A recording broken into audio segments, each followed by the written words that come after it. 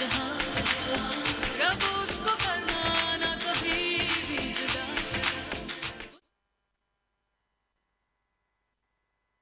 are tuning into Sports Geek with Sponelo Ngobo, only on Nirvana World FM. Your beat, your music.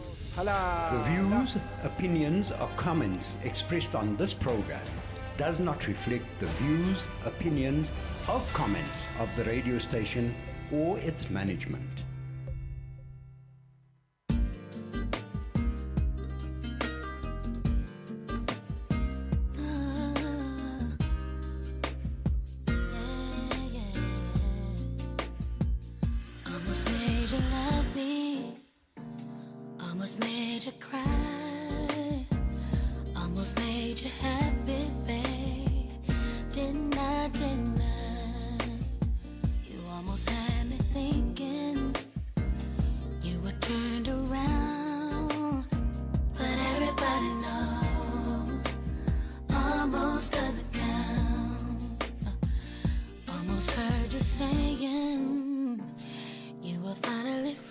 Almost doesn't count. Surely this song resonates with both the Orlando Pirates and the Arsenal fans. Why? Simply because their club for the past 3 seasons had always been giving them some false hopes. For the past 3 seasons, we've always been thinking that Orlando Pirates might just topple Mamelodi Sundowns and win the South African Premiership. And then elsewhere in England, Arsenal had also been doing the very same thing to their fans, always been giving the mighty Gunners fans that false hope that this season is definitely Arsenal's season. But both teams have always successfully disappointed their fans for the past 3 years. Both teams had always been coming second in as far as the Premiership Championship is concerned.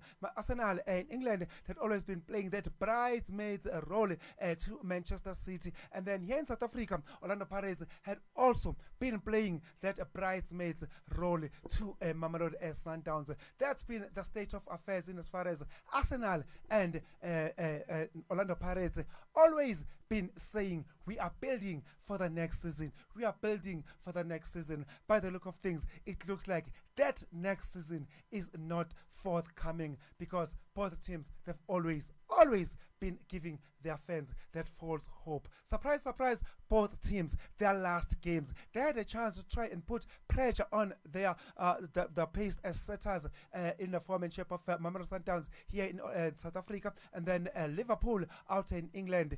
Both teams, Arsenal and Orlando Pirates, their last games, they went on and drew their games. Unnecessary so. So surely, this is a little bit unfair what these both teams, Arsenal and Orlando Pirates, are continuously doing to their fans for the past 3 seasons. Orlando Pirates, Arsenal, same WhatsApp group, always preparing for next season.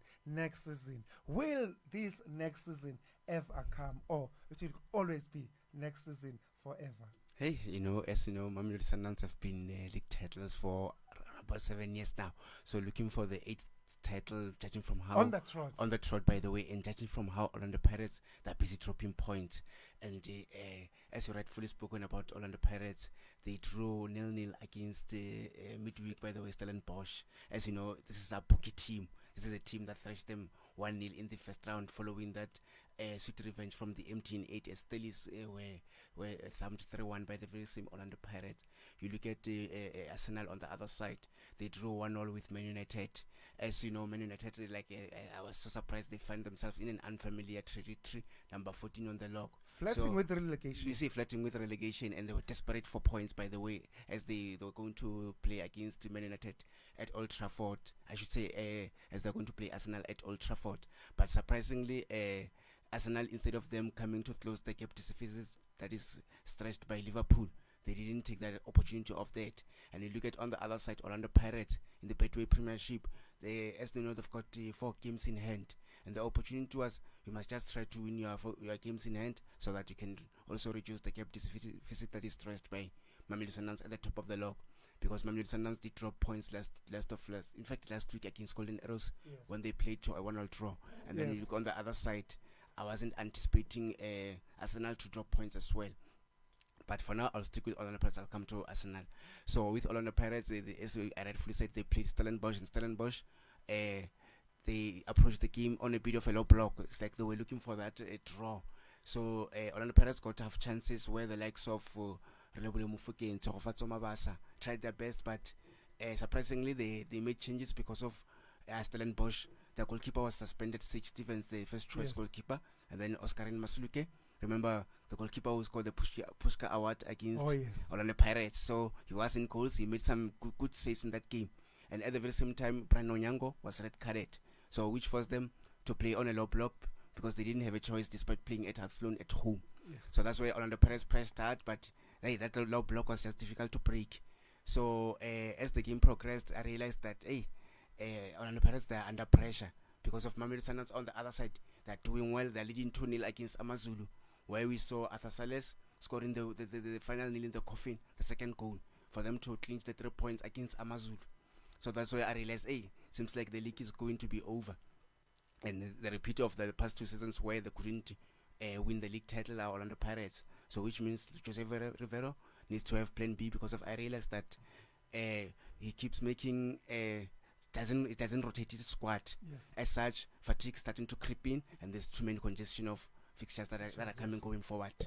So yes, yeah, I was about to touch with Arsenal. With Arsenal, I realized that was an opportunity for them to stretch the lead, but it seems like Liverpool are running away with it. As we spoke off air, that they are currently on 28 points and then 10 matches to go. So and that gap is just too much, close to 20 points. So they need to do better going forward. Oh yes, Arsenal, like you rightfully mentioned, that they did have an opportunity. I mean, you want to win the league.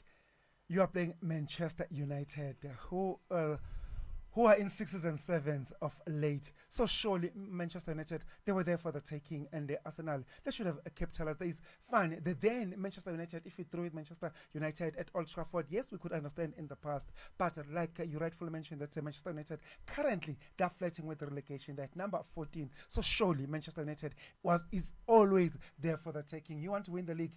Those are the games that, from England, those are the games that you have to win at all cost. Definitely, and currently sits at number 14, and I checked number 15, Everton with 33 points, number 16, West Ham with 33 points. You know, the gap is not that much because of in the EPL, 3 teams are supposed to be relegated. So they're just not far from relegation. I compared them with the Betway Premiership, SuperSport United. They also find themselves in an unfamiliar territory. We'll talk them when we talk football right here at home, but they need to do well. I'm United. This is just uncalled for. This is a team always inside the top 8 every season, but things are just going from bad to worse. After the dismissal of the previous coach, then they tried Ruben Amorim, but still it's bad to worse.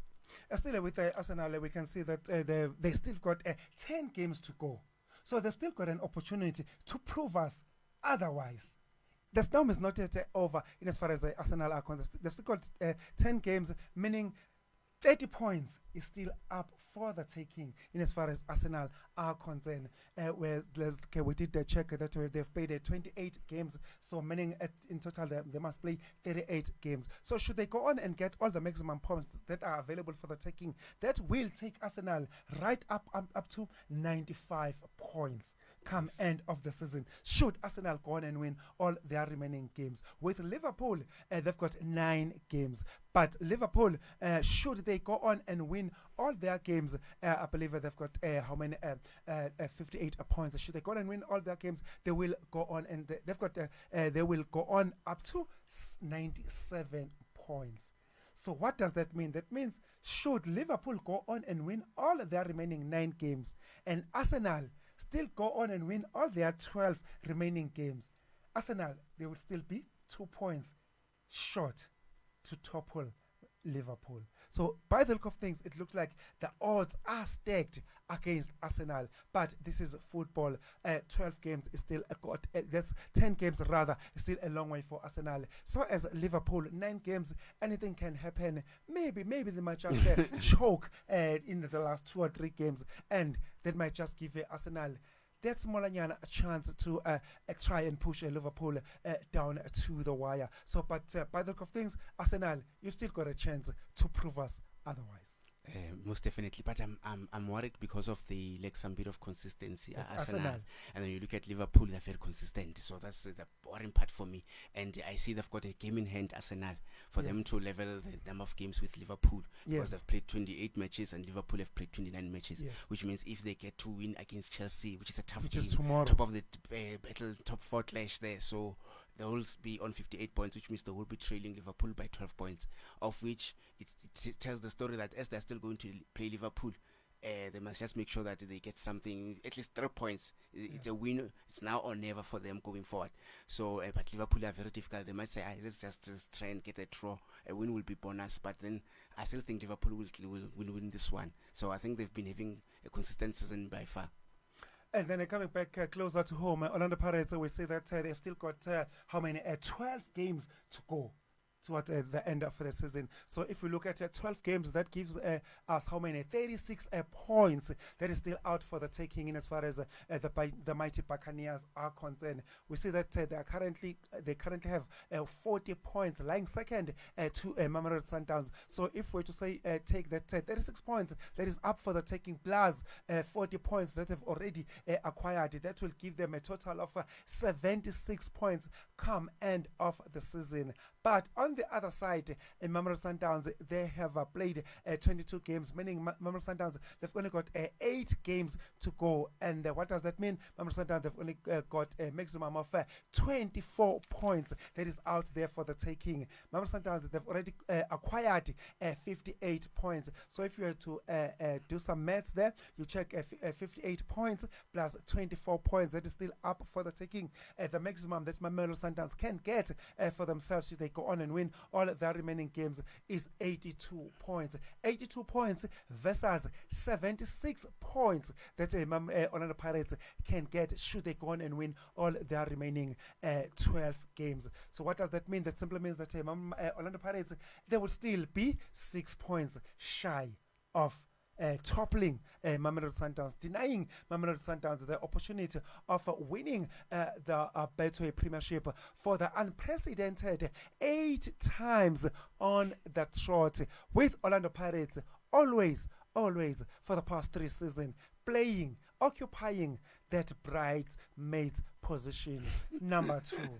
So by the look of things, it looks like Orlando Pirates and Arsenal, they've got some reflection to do.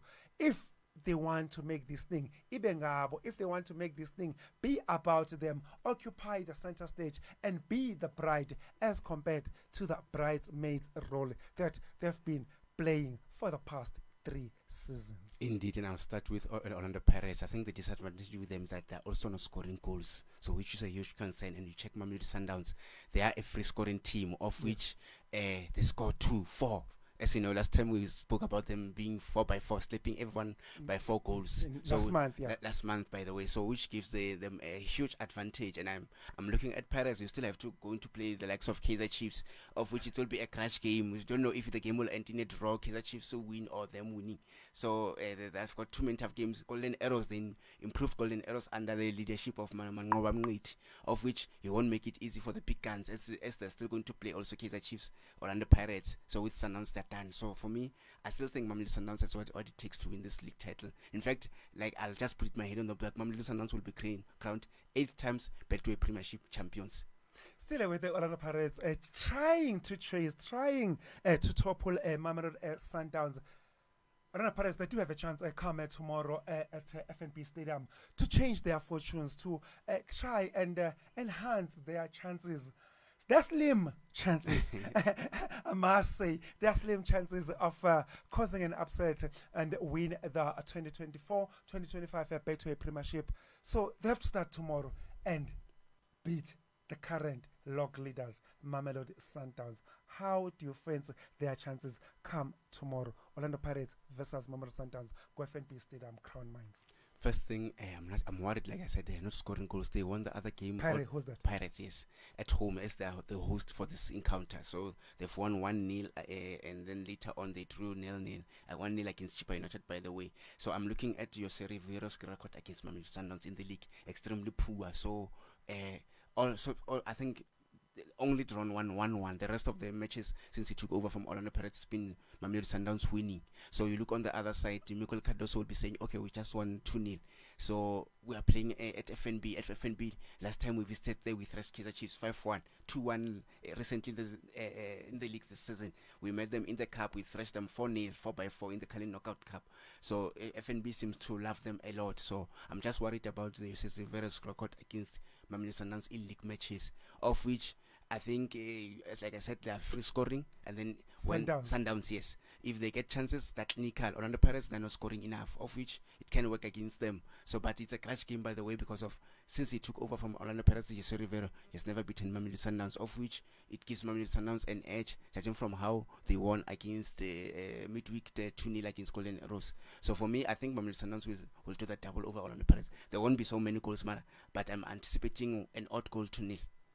You've touched a very good point that Orlando Pirates head coach in the former shape of Jose Rivero had never beaten a Sundowns when it comes to the league matches. As a chief, that is not bad enough. That's not bad enough. Just about how many? 4 weeks back, the 8th of February this year. Yes. Orlando Pirates, they visited Mamelodi Sundowns, Kopitori. The very same Mamelodi Sundowns thrashed them 4-1 in about a month back. You'd never beaten Mamelodi Sundowns in a league match. You have just lost in 4 weeks' time. 4-0 against the very same Mamelodi Sundowns. How do you prepare? How do you bounce back and try and turn your fortunes around, especially with that little bit mental block? You know, what is interesting about this fixture is that Orlando Pirates fans had a lot to say in that 4-1 thrashing to Mamelodi Sundowns. How can you have a lot to say? No, so many excuses saying that the pitch was wet, the pitch was unplayable, the pitch was bumpy, there were too many water that was poured onto the pitch. So this time around, they're going to a nice, immaculate, well-conditioned pitch. So I just want to say something. If they win, then they'll just try and say, oh, because of the first round, they tried to water the pitch so that for us to slide and not have a good performance. This time around, we're going to a good pitch, which has got nice water drainage. So that's one thing that I'm expecting to see. So, but if Mamelodi Sundowns wins, then it will be like, oh, they were just creating excuses, which means they are so losers. They don't want to accept losses easily. Orlando Pirates fans. Oh yes, let's hope those excuses will not come tomorrow afternoon after Orlando Pirates have hosted Mamelodi Sundowns, and hoping that Jose Rivero will get a chance to beat Mamelodi Sundowns for the first time in a Betway Premiership, not in the knockouts. Yes, in the knockouts, Orlando Pirates have been getting the better of Mamelodi Sundowns, but when it comes to the league, Mamelodi Sundowns, they seem to definitely have Orlando Pirates' number. Let's hope, like they always say, there's always first time for everything. Let's hope that first time will be tomorrow, and Orlando Pirates might just change their fortunes come tomorrow afternoon. So once again, we will remind Orlando Pirates and Arsenal, we are daring you. We give you a chance to prove us wrong this time around. It looks like we've got something. I've got something to say. I think the absence of Monopoly selling is really affecting Orlando Pirates. And if you can check against Mamelodi Sundowns, it's always had a stunning performance. So of which, as we heard the stories of the pitch, that the players unhappy. Remember, there were news speculating that Al Ali tabulated a good offer for him, and then Pesitao was leaving Al Ali. So he was the replacement of Al. As you know, both players there are left-footed, so he was going to be a left-footed player replacement for Pesitao. But it wasn't to be. That's why he was so unhappy. I remember they were playing in the CAF Champions League, Orlando Pirates against the team from Ivory Coast, that side, where they won 3-0 at Orlando Stadium. But he was just seated like this, while the other players were stood up part of the team, applauding for the good performance of the team. So like that's how I realized something's not right. And there were rumors also speculating that Orlando Pirates and Monopoly Selling have agreed on 2 years contract. And then the following week it was said that Monopoly Selling denied to sign a 2 years contract. So there were rumors again speculating that he might go to Orlando Pirates. I should say Mamelodi Sundowns or Kaizer Chiefs. But we'll keep in that move and then come and alert listeners when it had taken place. But I'm thinking during the off season. Yes, Orlando Pirates, Arsenal, we dare you. This song by Brandy almost doesn't count. We will play it for you come end of the season. Should you come second yet again for the 3rd year running. So you Arsenal fan, you've still got 10 games to go which translates to how many? 30 points. Orlando Pirates, you've still got 12 games to go, which translates to 36 points. So go out there and prove us otherwise. Failure to do so, come end of the season, we will repeat this song for you by Brandy. Almost doesn't count. Amber Marni Stamper Ni. So we'll be watching you. Orlando Pirates, Arsenal, we dare you. Prove us otherwise. And I realized that, sorry for that. I realized that is it Coach Jose Rivero? If he doesn't get to win the league title, the rumors also speculating that he's going back home. He misses Spain. To Spain. Yes, he misses his family as well. So let's wait and see. But he needs to win the league title. Orlando Pirates, it is about time you challenge Mamelodi Sundowns. It is about time you topple the current log leaders. The record 14 times champions in the form and shape of Mamelodi Sundowns. But I can tell you, it is not going to be easy. But should you want to stand any chance, come try your luck tomorrow afternoon at FNP Stadium as the two giants interlock horns. And then elsewhere at Etihad Stadium, at Emirates Stadium rather, that is when Arsenal host the mighty Blues of the boys from Stamford Bridge. That is Chelsea. Let's hope you will turn your fortunes as well and try and put pressure on Liverpool. Otherwise, this song will be waiting for you come end of the season. Brandy, almost doesn't count. Definitely almost doesn't count. Coming second doesn't count. It's not good enough. We'll always talk about the bride, not the bridesmaids. The role that you've been playing successfully for the past 3 seasons. But you can't get to heaven, half off the ground. Everybody knows almost doesn't count. I can't keep on loving you, one foot outside the door. I hear a funny hesitation of a heart that's never really sure. Can't keep on trying if you're looking for more than all that I could give you, than what you came here for. I'm gonna find me somebody not afraid to let go. Wanna know that would be that kind of man. You came real close, but every time you build me up, you only let me down. But everybody knows, almost doesn't count. Almost doesn't count.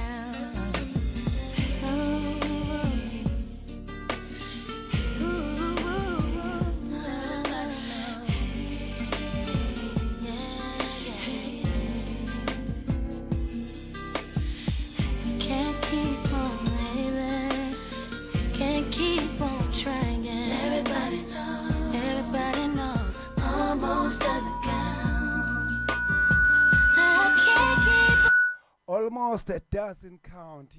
This song is directly for Orlando Pirates and Arsenal. Almost doesn't count. Coming number 2 every season. That counts for nothing. It is about time you change your fortunes. You challenge the status quo. You challenge Mamelodi Sundowns here in South Africa, and then you challenge Liverpool and Manchester City out in England. Can't keep on loving you, one foot outside the door. I hear a funny hesitation of a heart that's never really sure. Can't keep on trying if you're looking for more than all that I could give you, than what you came here for.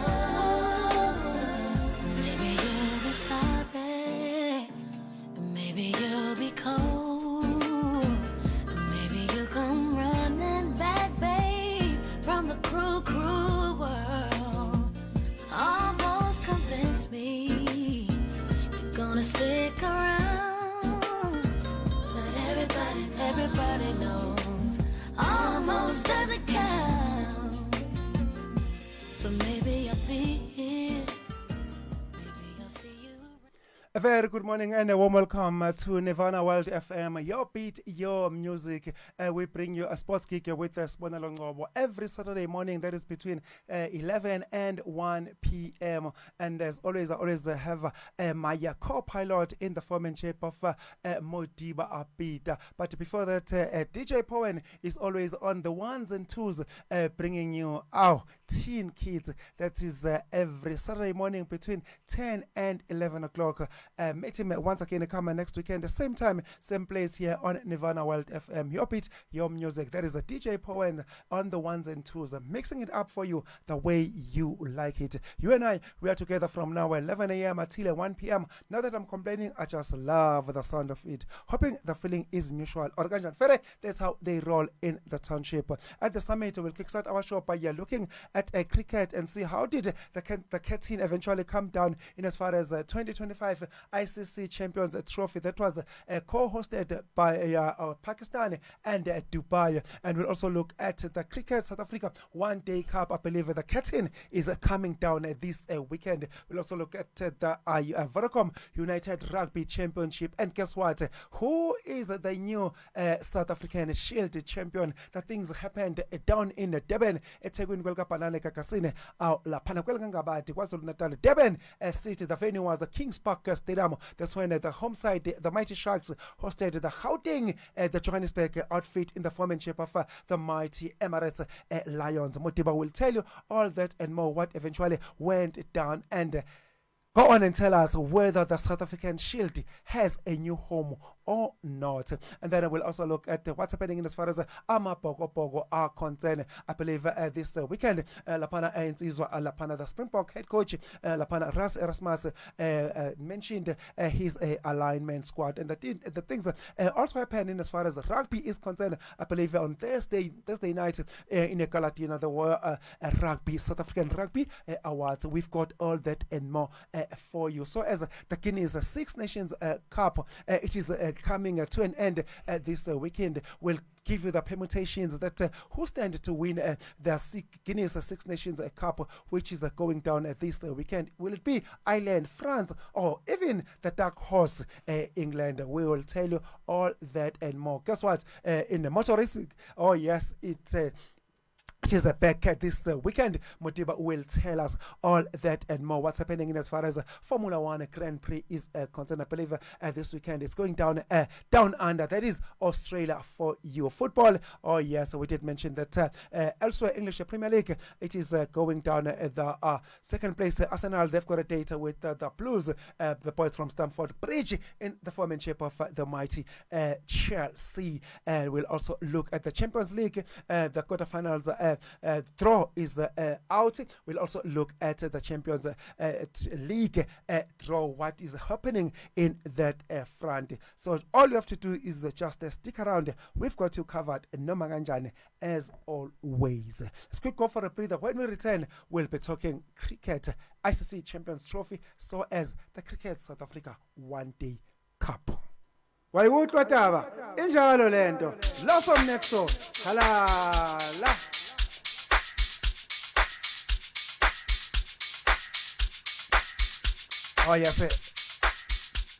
Oh yes, it looks like we played the wrong song. This is not the one that we intended to play. Let's try and get our technical glitch sorted out.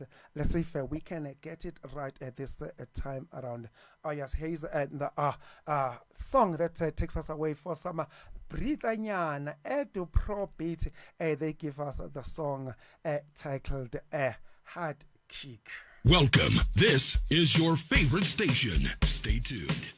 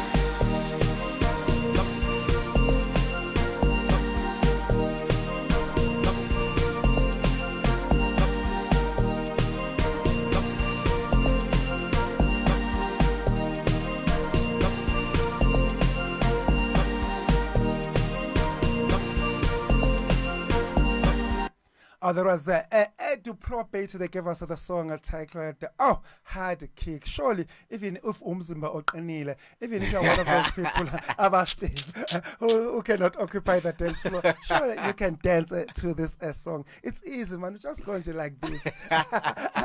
It doesn't cost you a thing. Edu Probate, Hard Kick.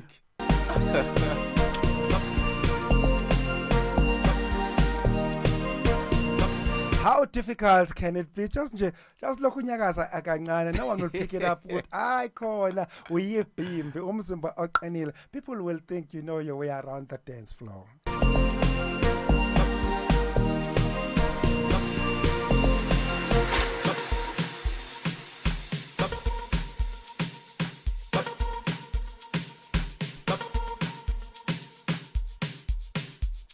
We are still tuning in to Sports Geek with Sibonelo Ngcobo here on Nirvana World FM. Your beat, your music. You can always follow us on our social media platforms. We are Nirvana World FM here on TikTok, so as on Facebook. While on socials, you might as well go on and follow me on my social media platforms at Sibonelo Ngcobo across all social media platforms. We name your TikTok, Instagram, X, everywhere, even on YouTube. Talking of YouTube, you might as well while you're on YouTube, type at Sports Geek with Sibonelo Ngcobo. That will take you straight to the channel of this show, where we'll get to see some of the interviews, discussions that we have had. And also, still on YouTube, you can still type at Sibonelo Ngcobo. That will also take you to another sister channel of this show. So it is happening there on social media. You definitely cannot miss us, even if you wanted to. Still with the Nevada World FM, your beat, your music. You can also get in touch with us on our studio WhatsApp line number, which is 062-314-6371. That studio WhatsApp line number again is 062-314-6371. For advertising here on Nirvana World FM, you can always get in touch with Shashi on WhatsApp. Her number is 083-945-7664. For advertising here on Nirvana World FM, you can always get in touch with Shashi on her WhatsApp number, which is 083-945-7664. Let's hear what my co-pilot Mutiba Peter has to say in as far as what's happening in the cricket world. 2025 ICC Champions Trophy. The curtain has finally gone down. Who walked away victorious? Who is smiling? Who is crying? Who's complaining? Who are the sore losers? Who is gloating? Yeah, indeed. Let me just first greet the viewers and the listeners as well, and Parak behind the scenes as well. And thanks for having us this wonderful morning. And yeah, looking ahead to dissect everything that took place and also that will be taking place this wonderful weekend. As one has just mentioned there, it was a wonderful final that took place at the Dubai International Stadium. As you know, there have been some politics between India and Pakistan. Where will the final take place? But finally, we knew that India had to play all their matches in Dubai. So, and this time around, they got to meet New Zealand, where we thought as South Africans were going to win this particular match and go and meet them in the final to repeat what transpired in the T20 World Cup final that took place last year around July. So, but in that match, it was so interesting because of New Zealand managed to bat first there, where they posted 251 for 7 after 50 overs, and then India came into bed. You know, they're always stubborn as well. So, and they managed 254 for 6 after 49 overs. So I tried to pick at individual players who did fantastically well in terms of batting. So I go to New Zealand. I found Darren Mitchell. What a performance, where he's posted 63 runs from 101 balls. And then you come to India, Rohit Sharma kept playing fantastic for me. Always. Oh, what a performance on the day. He never disappoints. 76 runs from 83 balls. You can see that it's almost like one run per ball, so of which he did so well. And you look at the both set of teams road to the final, you find that India managed to play Pakistan, Bangladesh, New Zealand, as well as Australia, so whereby they thrashed Australia heavily. So I never saw that one coming, although I anticipated Australia, as we spoke about them having too much aggression, that they'll just definitely surprise them as the second host, judging from how they are very, very controlling in this dictating in this particular World Cup. Yes. Then you check New Zealand on the other side, they met also Pakistan, Bangladesh, as South Africans, but they lost to India in the round robin. and India comes up and surprised them with 4 wickets to win this particular World Cup. So it's well done to India. And Rohit Sharma, I was so impressed when I saw the story that India are now 3 times champions. Rohit Sharma has won 6 titles with the very same India, so which is impressive. And there were rumors also speculating that the very same Rohit Sharma, he might retire. But he says that he's no longer retiring. He's going to progress. As you know, funny part, the very same World Cup is coming in India once again in 2029. So the women's as well will be hosting this particular World Cup. So it's the men in October. So I don't know from the men's side which month are they going to elect. So but with the women it will be in October. So it is very, very, very interesting. So for me, India, they just shown that they just know cricketers. We spoke always that it is a religion in their country. So yeah, so and in that regard, I tried to also look at the past winners. So I realized that Australia are still toppling the titles with 10, and then India with 7. So at least they're trying to reduce that gap deficit that was stressed by Australia. So in that regard, it's well done to India, and let's see how they'll pan up in 2029. But there's still more matches to come going forward. You touched a very good point about Indian captain in the form and shape of Rohit Sharma, that he had won about 6 titles with India. Surely that's what the captain should do, always leading from the front. I mean, not from the bench, not expecting some of his teammates to do the job for him. Rohit Sharma, he leads from the front. He leads the batting, the fielding, everything. And then it's no surprise that India are doing so well under his captaincy.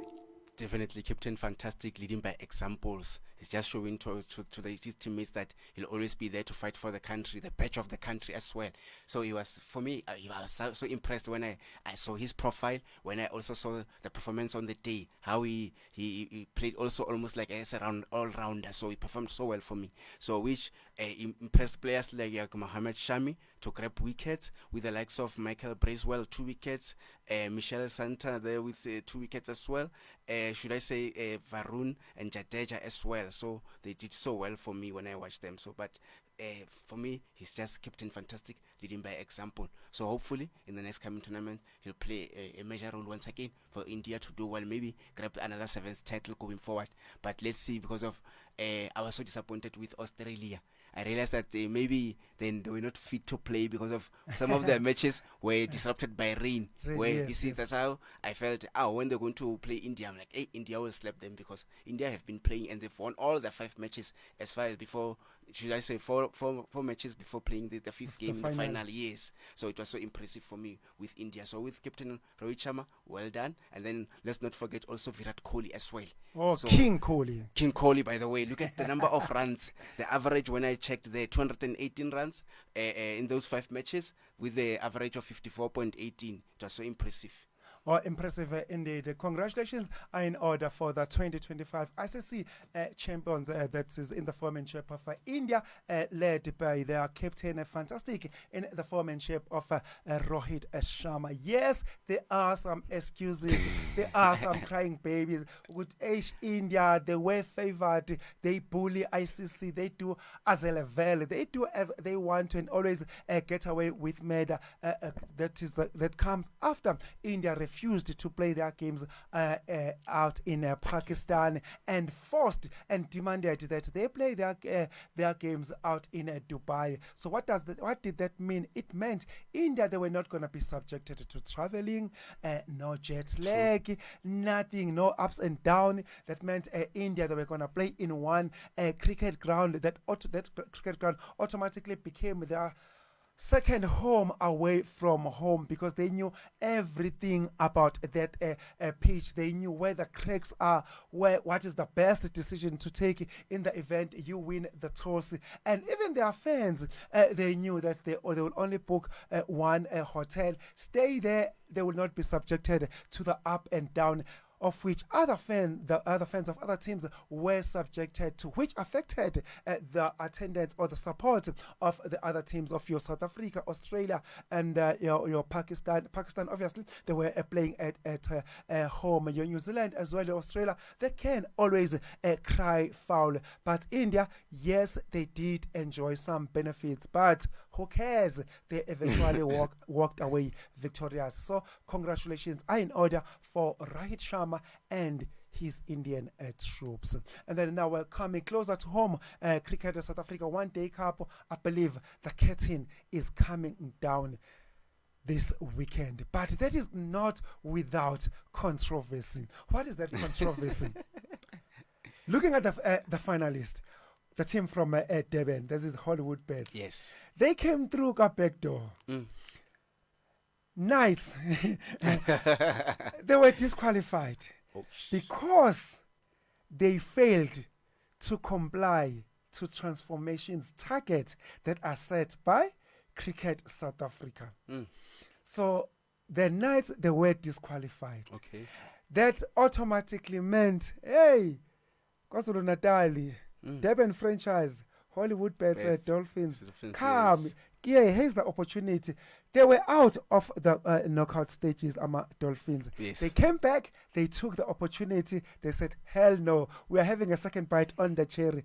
Let's capitalize. I believe, if my sources are anything to go by, that they're in the final. But you know better, Mutiba. Definitely, and they played a qualifier match. In fact, let me just start how they before this disqualification and everything, how they round up group stage. They concluded there. So we saw the Rocks. They finished top of the log with 25 points, and then followed by the very same Dolphins there with 23 points, and then the Titans with 21 points at number 3, and then at number 4 we've got the Warriors there on 16 points, level with number 5 Knights there also on 16 points, and then there's the DP World Lions at number 6 with 10 points, and then the Northwest Dragons at number 7 with 9 points, and lastly the Western Province at number 8 with 5 points. Very disappointing because of we're talking about the defending champions here as far as the Western Province is concerned. So they couldn't do well. They were just poor on the day.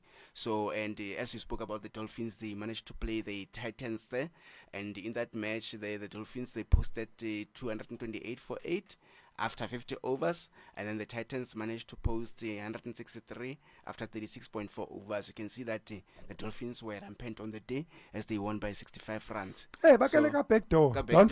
So usually teams from that comes through back door, they're always dangerous. So they capitalized on that. I remember in the AFCON where Ivory Coast, they came with the back door, they managed to win the title as well while they were still playing in the quarterfinals. So then, which took them to the final. The final is taking place tomorrow at 10 a.m. and it will be up against the Rocks, up against the Dolphins. So the Dolphins have won it in 2020, by the way. So the Hollywood Bet Dolphins, so they will be looking to do well against the Rocks, the Gold Rush Poland. So it's going to be interesting one tomorrow. So let's see if they will have a new winner, as the defending champions couldn't defend their title at the Western Province. Yeah, it is going to be interesting indeed, and there'll be a lot of talking points, especially should the Dolphins go on and win it, considering that they came through the back door. So that will bring Dolphins, they were favored or whatever the case is, and the quarters, they will also come forth, because that's what transformation is all about. That the teams, they must always have a certain number of African players in the starting 11, of which other teams did not comply to that. Hence, they found themselves being booted out or disqualified. So there's still gonna be a lot of controversy, especially should the Dolphins go on and win it. Personally, just for the sake earpiece, I wish Dolphins don't win it. Not just based on that, because there'll be a lot of angry fans out there. So not that I'm against the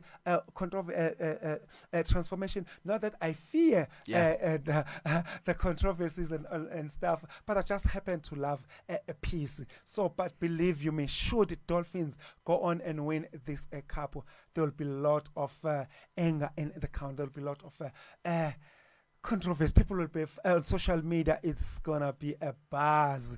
People attacking cricket as South Africa. We'll be watching that space. But like you rightfully mentioned, that the teams that normally come to the tournament, backdoor, they normally go on all the way and win it. You mentioned Ivory Coast in the AFCON in the last AFCON. They did not make it, but they came backdoor. Boom, they went on to win it. here in a football, still with football, Mamelodi Sundowns back in 2016, they did not qualify for the. They were booted out of the group stages of the CAF Champions League. Then they came back, got back door, and guess what? It is history now. Mamelodi Sundowns, they went on to win the 2016 CAF Champions League. So about the back doors, they are very, very dangerous. They say, hell no, we are having the second bite on the cherry. Let's bite it hard, and they bite it pretty well. They go on and lift the trophy. So if history is anything to go by, believe you me, Dolphins, they might just go on and win it. And social media. Good rough for social media. I just feel sorry for Cricket South Africa. The angry fans of other teams, they will be attacking Cricket South Africa. Indeed, and I check it will be unfair for the Boland as well. You do well in the round robin, sitting pretty at the top until the tournament reaches it's finished there. So I would have left them to win this one, but then like we rightfully said, the Dolphins might try and we came a back door. Let's just grab it and repeat the history of 2020. So, but yeah, I wish the both of them good luck. But what I like is that we're still going to carry on with the conversation, as we will know we'll be crowned champions during this weekend. Then when we come and dish it to the listeners as well. Oh yes, I made the best team win in the Cricket South Africa One Day Cup. That is between Boland and the KwaZulu-Natal boys, the Durban franchise, in the form and shape of Hollywood Bats Dolphins. Let's go for a breather. When we return, we'll be talking rugby and stuff. Getting your business seen online can be tricky and confusing. At Silly Moose Designs, we offer a comprehensive list of services that can be personalized according to your budget and your marketing goals. From hosting to ranking on search engines, we've got you covered. Visit sillymoosedesigns.co.za to get started. We'll approach your website with passion, purpose, and power. Silly Moose Designs is a proud partner of Nirvana World FM.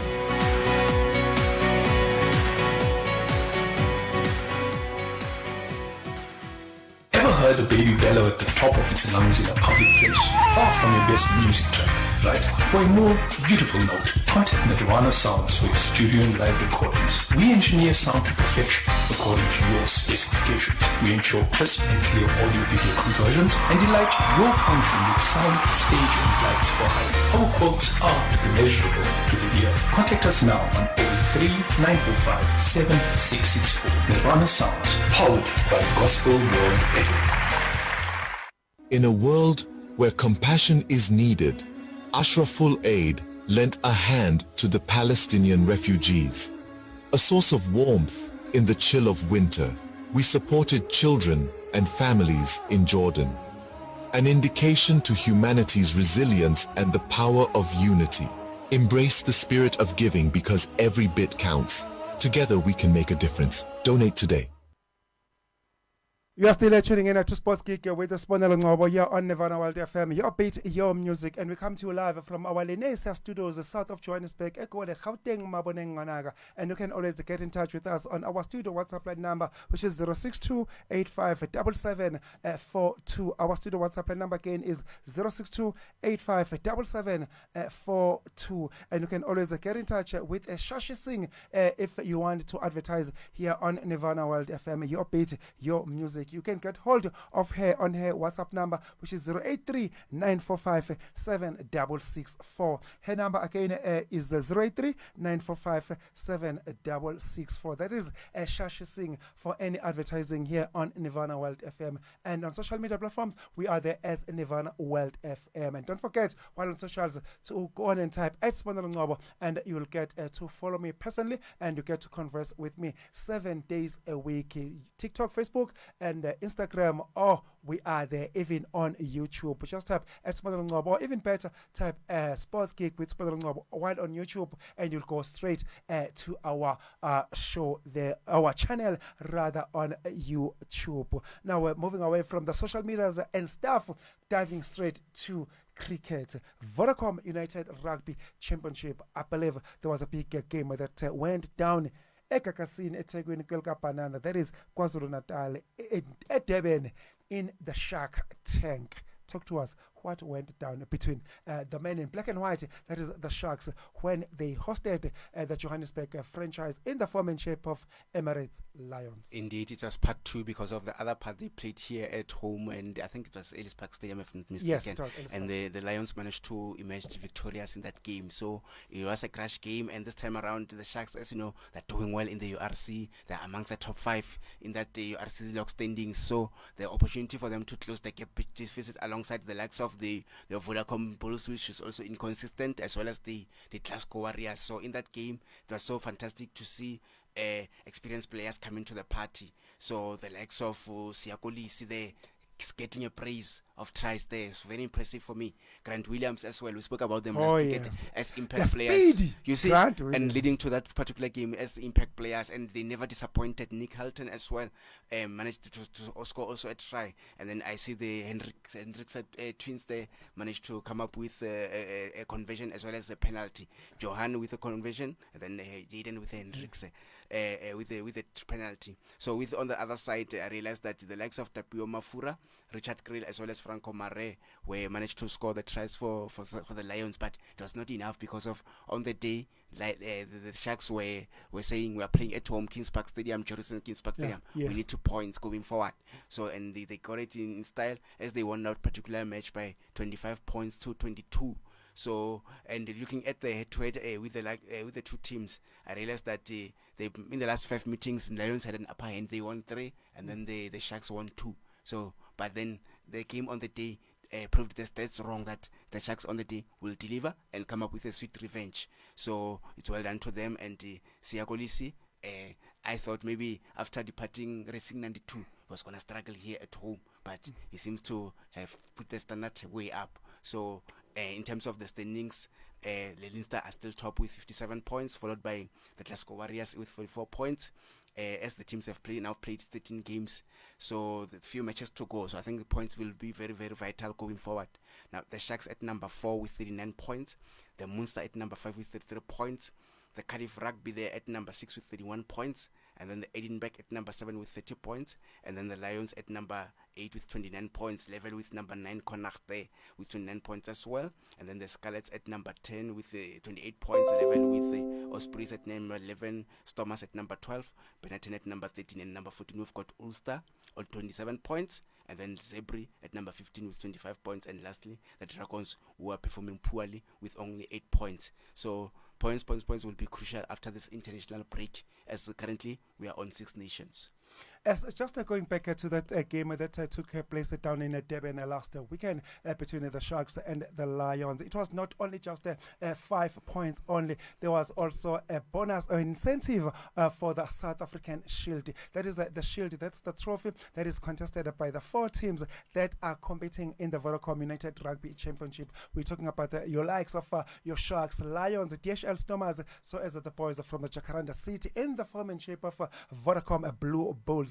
And by the look of things, before that match, it looked like the South African Shield was going down to Cape Town to DHL Stormers. But the Sharks, they needed to win last weekend's game with the bonus point. Oh boy, did the Durban team deliver? Did they get the memo? Did they know exactly the assignment that was required from them, and they delivered it on the day they got the bonus point, which was enough to see the Durban boys go on to win that encounter, and in so doing they saw themselves winning the South African Shield. So we can officially say that South African Shield has definitely got a new home. It is in KwaZulu-Natal right now, in Durban, in the Shark offices, in the Shark tank. So they've just added the South African Shield in their trophies that they've just won recently. Who can forget that the Sharks, they are all currently the Currie Cup champions, where they recently beat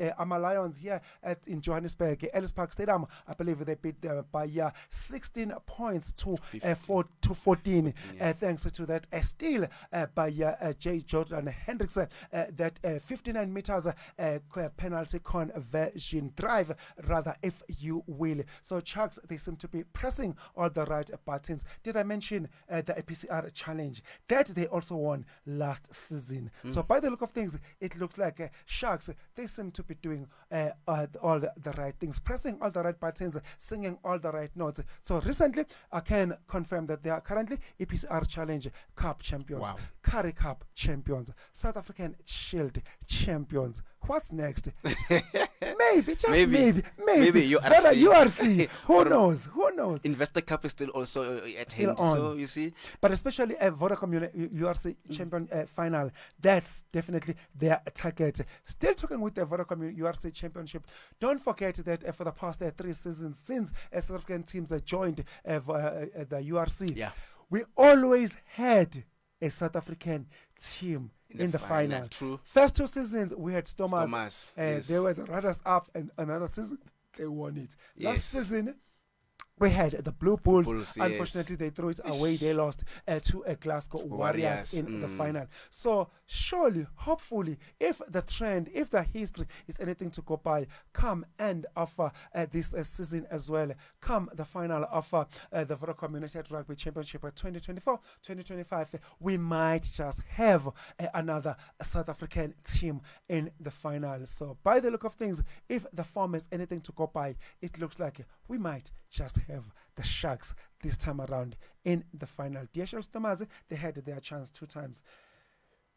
Blue Bulls, they had their chance last season. So now it's the Sharks and the Lions who still yet to qualify for the final. So, but by the look of things, if you ask me, I don't know whether I'm thinking with my heart or with my brain this time around. It looks like the Sharks might just be that South African franchise who go and represent South Africa in the final, in this season's final. What I like is that both the 3 teams that we've just mentioned for South Africa, they are inside the top 8. So I wish the Lions, because of they are very, very tight locked with the connected number 9.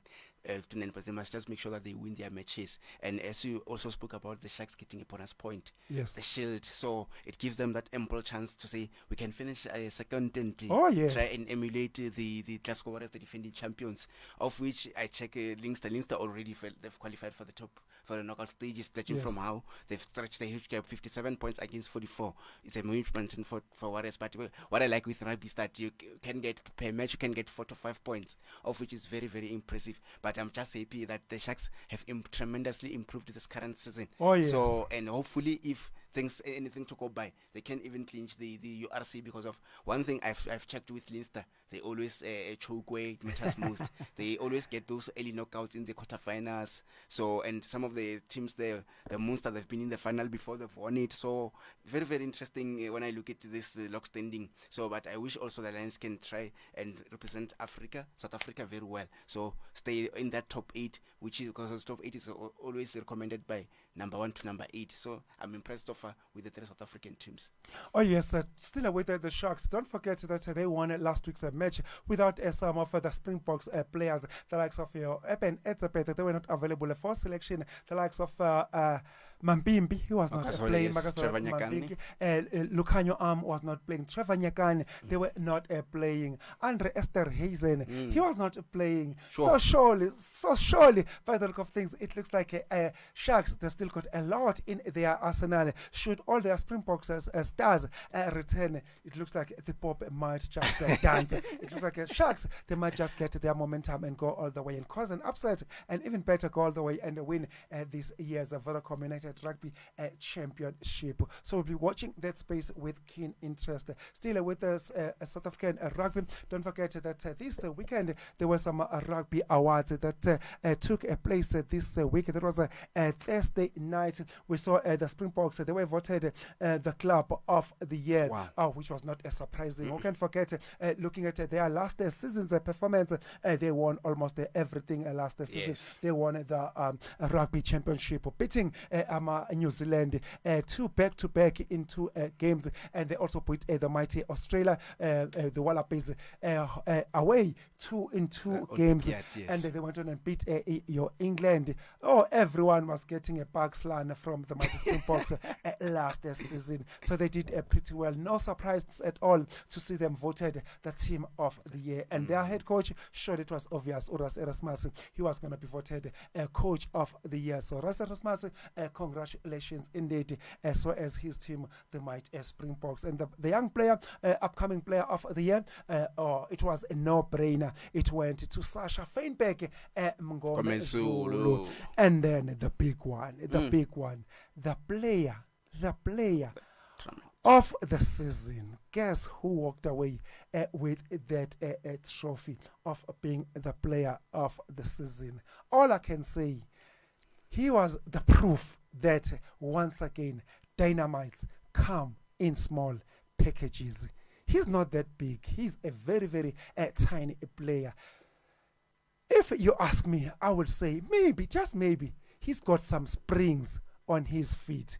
The way he jumps around, the way he can dance with his feet on the field of play. Ladies and gentlemen, just here, Uri, who walked away with the player of the season. Let me try and see who walked away with that. Here it is. Ladies and gentlemen, please listen to this. For the Ace Rugby Men's Player of the Year goes to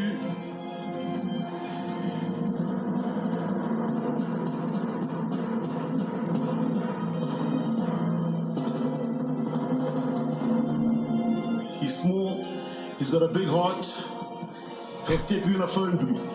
Ladies and gentlemen, Cheslin Colby. Receiving this award tonight is a massive honor and a privilege for me, because growing up you get the likes of Peyton Bolser, Brian Havana and John de Villiers, which is the last one to win this award. So yeah, just to the backline guys out there, thank you so much for what you have done.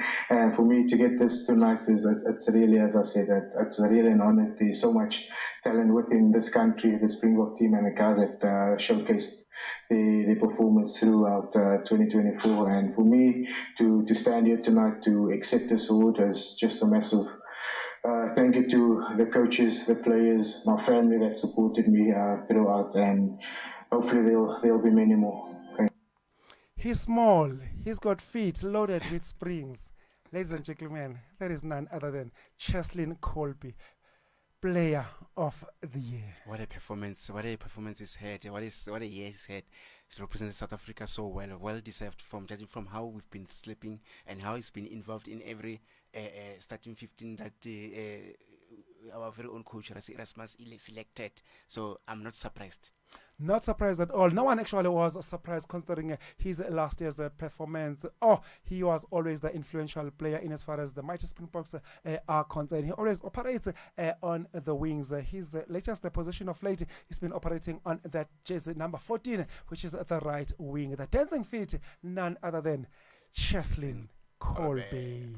Now we're still with the international rugby. I believe this weekend the curtain is coming down as well in as far as the Guinness Six Nations trophy is concerned. The big question is, will the defending champions in the form and shape of Ireland defend their trophy this time around? We remember that Ireland, they've won this trophy for the past 2 seasons. Will they go on and make it third time this season, win the Guinness Six Nations 3 times on the trot? But by the look of things, it looks like Ireland, they will need a lot of things to go their way, following their surprise loss last weekend at home, got Dublin against France, who caused an upset, beating the defending champions Ireland out in Dublin. What will Ireland need this time around to win the Guinness Six Nations trophy for the 3rd time on the road? They'll definitely need England rather to beat Wales, but not with a bonus point. That is the first condition that Ireland will need. The second one, they will need France to lose at home to Scotland tonight. And then the very same Ireland, they also expected they will need to win their game with a bonus point. of which I think, yes, they may do it because they are playing Italy. Looking at their encounters, Ireland versus Italy, I believe they've played about 25 times. Only once that Ireland lost to Italy. So by the look of things, it looks like Ireland, yes, they might beat Italy. The big question is, will France lose at home? That's a big question because of we're talking about the lock leaders here, whom they just need a simple win to at home, yes. to win this particular Six Nations, of which it put pressure to the very same island because they lost last week. So their victory or for them to defend the title depends on what will the outcome of England as well as France matches there. So it's a huge mountain to climb. I think they messed it up by losing at home Ireland. They should have won at home against France, and then make sure that this coming weekend they just put the cherry on top by defending the title and getting a straight win. So, and as rightfully mentioned, the results, Ireland lost 27-42 against the same France. At home. At home, yes. And then Scotland won 35-29 against Wales. As you know, Wales have been struggling. We spoke about the coach not doing well as well. Then England won 47-24 against Italy. You can see that they really shambucked Italy when you look at the results. And with the fixtures, as you rightfully said, Italy, they are hosting Ireland at 4:15 today, and then the Wales as well later on at 7:15. They will play against England, and lastly the France up against Scotland. Scotland, when I'm looking at the standings, they are number 4 with 11 points. Mathematically, they still have a chance to win this title, but because of with a bonus point. But I don't see it happening. Although the battle is between France, England, and Ireland, but I think France will wrap it up in style this wonderful weekend. I did not say that. I did not say that. My co-pilot in the form and shape of Modiba Peter has given the 2025 Guinness Six Nations Trophy to France. Yes. That's what you anticipate come tonight. Indeed, and I'll come and bring the results also next week for our viewers and listeners to see that what I said has happened. So you don't see Ireland winning defend their trophy for the third time on the trot. They are just under pressure for me when I look at the situation as far as the permutations are concerned. So France, they just need an easy win, and then make sure that because Italy, they are struggling and they might say, we are number 5, we've just lost it, but they are playing for pride. On the other side, they say, let's just finish a play for pride and then finish this season in style and shock the local leaders. But I don't see it happening. I think France will be too strong for them. Oh, yes, we'll be watching that space with a keen interest. Will Ireland go on and win the Guinness Six Nations Trophy for the third time on the trot, or will the mighty Le Bleu, the mighty Crocs, go on and win it this time around and upset the Irish team as they did it in style last weekend out in Ireland, Dublin, to be exact. Let's hear what the Irish captain in the form and shape of Cailín Doris had to say in anticipation of these tough encounters come tonight. Here is the Irish captain in the form and shape of Cailín Doris for you. Given the 3 lads finishing up, obviously last week was very disappointing and it changes the nature of the end of it, but for us it's still about finishing with our best performance. The rest is out of our control, but the 3 lads, what they've contributed, the group we have, we really want to finish with our best performance yet, and that's been a key theme through the week. Obviously there was quite a bit of disappointment for 48 hours post-game, and it can be tricky seeing some of the clips back and the images and the frustration around that, but been excited about a special weekend over here with our best performance yet in front of, I believe there's 25 or 30,000 Irish travelling over, which will be incredibly special. Quote unquote, we want to finish with the greater performance, but unfortunately it looks like a greater performance might not be enough for Ireland to lift that trophy, as their success depends on other matches. The worst part, the one of France versus Scotland, considering that France, they're in great form. That's number 1. Number 2, they're playing at home against Scotland. So I, for one, I also a little bit in agreement with my co-pilot in the form and shape of Modiba Peter that France, they might just walk away victorious and in so doing see themselves crowned the 2025 Guinness Six Nations Trophy 2025. And then another downfall that may work for Ireland is that against Ireland, should I say yes, that may work against England is that I'm looking at the point difference. Yes. France has got 106. Ireland has got 20. They only have, should I say, England have got 20, Ireland have got 13. you can see that it's a huge gap, which means they need 93 points to level that point difference, and without their opponent there scoring Italy. So it's just too much. For me, I'm thinking France will wrap it up in style. Oh yes, it looks like everyone is expecting France to do it in style. So surely, should Scotland go on and beat France come tonight, that will go down as one of the upsets.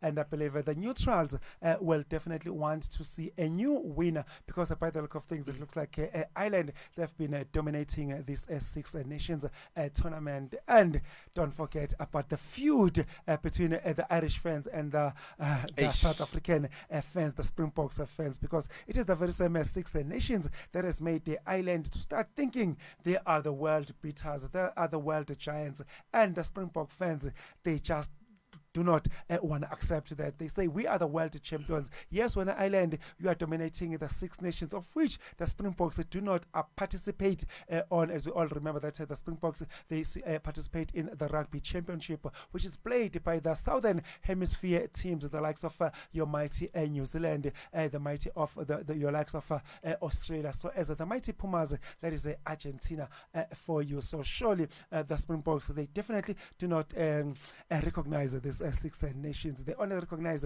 the World Cup, of which the Springbok fans, they always come up to the occasion and defend it. Like they always say, numbers do not lie.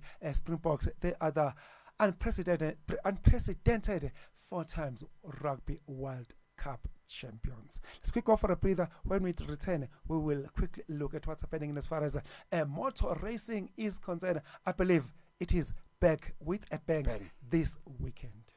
All summer long. And click, in this time. Why bang tabanisa na ma gems? Roma na bolabanto. Ngapete. Yeman ya klema. Yeman. Bird. Uyangi kleme. Yeman. Uyaklema. Yeman. Utimina kizona machesi yo. I wonder why you call my soul. Nizerina. Bird. Kabanisana machesi. No.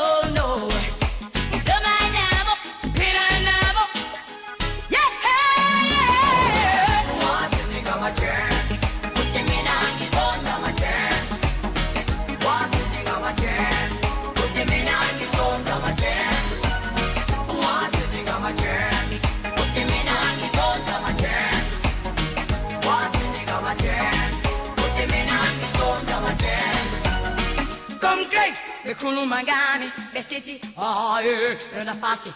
Io, maramina peggio. Minangi as pille, pille one, and pille two. I was up the margins, now book biazi. Yeah, what's the name of my chair? What's the name of my chair? What's the name of my chair? No, what's the name of my chair?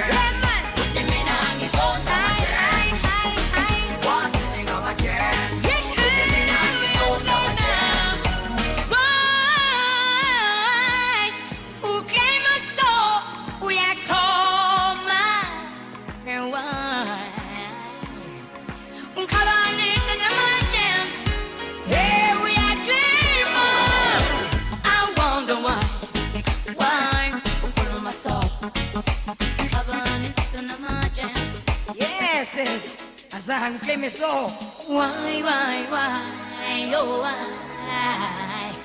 I say, why?